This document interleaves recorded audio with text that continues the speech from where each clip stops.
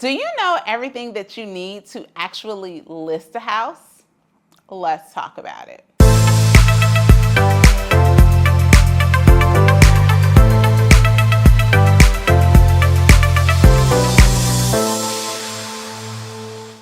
Hey everybody, it's Rosemary Lewis, your real estate bestie, and today we are going to talk about all of the things that you need in order to actually list a home. But listen, before we get into it, go ahead and just give us a thumbs up right now. Like this video, because you know it is going to be full of helpful information of things I just want you to start thinking about and preparing for as you get ready to list all the homes in your real estate career.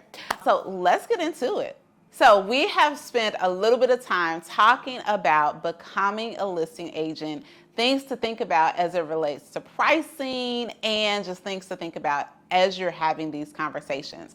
I'm going to link the previous videos in the description box to make sure that you have access to them. But today, let's just get to the nitty-gritty and talk about things that you actually need in order to list a home. Now, the very first thing that you need is an exclusive right to list the home and all of the additional addenda that needs to accompany your listing paperwork. So just make sure that you have a conversation with your broker, depending on the type of listing that it is. If you need to get help, don't be afraid to reach out to your broker, reach out to your mentor, because you definitely want to make sure that you cross every T and dot every I as it relates to the listing paperwork. Now, here is the one thing that I definitely want you to be aware of is to make sure, okay, that you are checking the tax records to ensure that every interest holder, right, every person who has an ownership interest in the property is actually signing the paperwork, right? And if for whatever reason, you know, one of the parties isn't present, go ahead and inquire, make sure that you are finding out, are they no longer on the property? Do you have proof of that? You know, are they deceased? Was there a divorce? All of the things. You just want to make sure that every interested party is actually signing the paperwork. Now, after you have all of that, it is time to get the ball rolling in the nitty-gritty. The next thing that I suggest that you have in order to list a home is some sort of listing checklist. One that I will provide for you, okay? So if you go to rosemarylewis.com/listing checklist, everything that we talk about in this video that you need to make sure that you get, we will make sure that we provide you with that. But you also want to create like a tidy up checklist that you actually give to your seller so that they know how to prep the home for listing. So this should be something where you detail to them, you know, exactly what are the things that they need to clean up, what are the repairs that they need to make, what are the home maintenance things that you need to have them do. And for a lot of these things, you can like do a quick search on Etsy and you can get a checklist, or also check in with your broker. But that just helps take out of the guesswork so that your clients know exactly what they are expected to do in order to get the home ready for market. The next thing that you want to do is that you may want to consider staging or just doing some light staging. In many instances, you may be able to just make some suggestions on things that your clients can do with their existing furniture and materials, but there will possibly be some times where it would be of your benefit to actually bring a stager in, and then you can talk to your client about exactly who absorbs that fee, if it's you or if it's them. A lot of times I think that what I see often is that is a seller expense, but you let them know what your suggestions are and you just talk through that staging. The whole purpose of this is that when you actually go to take the pictures, you just want to make sure that the home is going to show in its best light. So that checklist and or hiring a stager is going to be crucial in order to make sure everything is ready for picture day.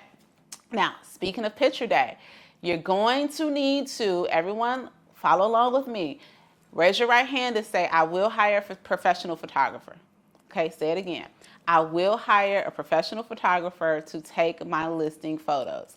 Now, I know that it can be tempting to save that money and to go ahead and use your iPhone, because iPhone has come a long way. And I know you Android people are going to say, y'all been a long way. But you know what I'm saying. There is nothing like having a professional photographer come out and shoot the pictures. Their lenses, the different angles that they're going to be able to take are going to be far better than what we can do on anybody's iPhone. And then when you have a professional real estate photographer, they are just going to be familiar with just the different things that will have the home show as best as it can on the MLS. So you definitely are going to want to make sure that you hire a professional photographer to get those high definition quality pictures out to you so that you can market them. Now, speaking of marketing them, you need to have access, or my suggestion is that you have access to the MLS, the multiple listing service. The MLS is going to be your biggest tool in order to market the property, because it is going to allow you to go ahead and get the property on the system that all realtors have access to. And also it is going to populate it to all of the third-party sites like Zillow and Trulia and realtor.com and all of these consumer-based sites that many consumers are looking at.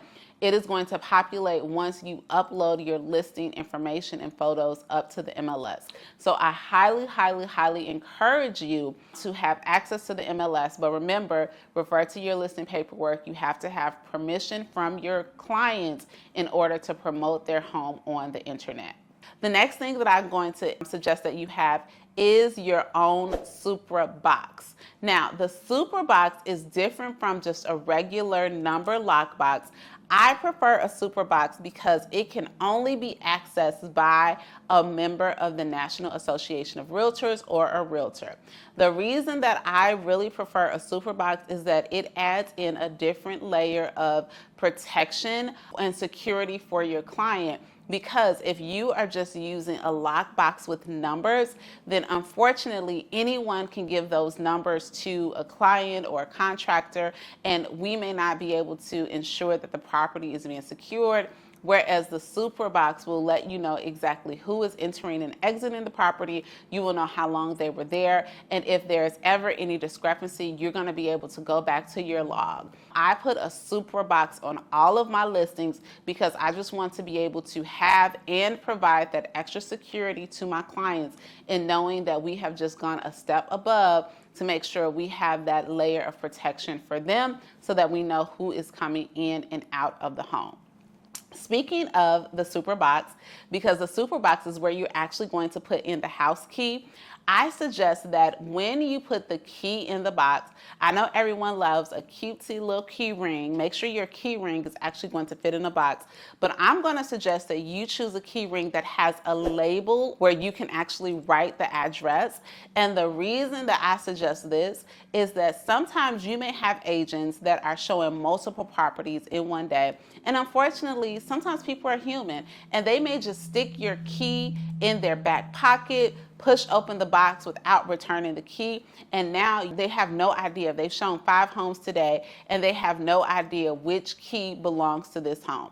Now, I know that that is not necessarily your responsibility to do their job for them, but again, sometimes life happens, and if you go that extra step by just labeling that key, then if you ever have an instance where the key is not in the box, you're going to be able to go back to everyone who showed it, and you're going to say, hey, no, like this literally happened to me. There was a lady who argued with me. Oh, I don't have your key. Oh, I do have a key. And she was so happy that we labeled that key because she was able to bring it back to the box and actually not like face a violation or anything from the national board.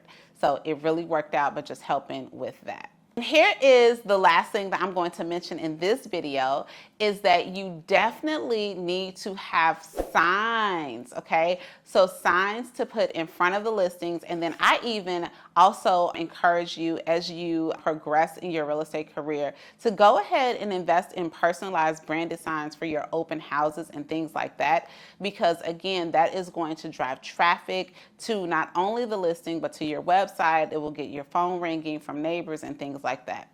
And then here's the for real last thing. You definitely need to have some sort of marketing plan, okay? Of course, like I said before, the MLS is going to be a huge tool, and it is going to be a very robust outlet for you to syndicate your listings to hundreds of thousands of websites, right? But there also needs to be a marketing plan so that you are able to articulate to the seller, like, what are we doing on a daily and weekly basis in order to get the home sold, right? So are we circle prospecting? Are we doing any email marketing or blasting?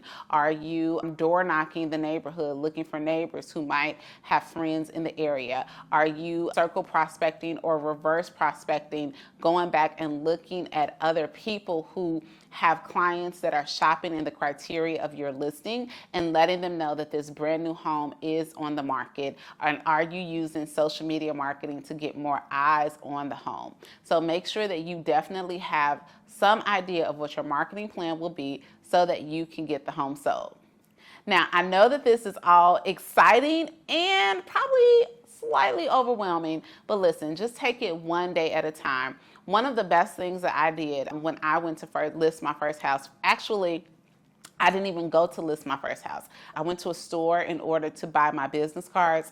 And when I was there, I just stepped out on faith and said, you know what? I'm going to go ahead and order one real estate sign, because I knew that eventually I wanted to become a listing agent, even though I had just been in the business a few weeks. And lo and behold, y'all, my first listing came from the lady who was working at the sign shop, because she loved the way that I stepped out on faith and knew that I was going to be ready when the opportunity came to me.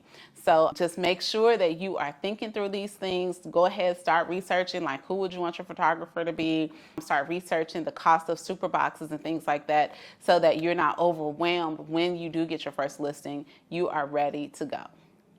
Now, if you made it to the end of this video and you are not subscribed to my channel, what are you doing with your life? Go ahead and subscribe. And remember, go to rosemarylewis.com/listing checklist, and everything that we mentioned in this video will come to you in a checklist. Talk to you soon.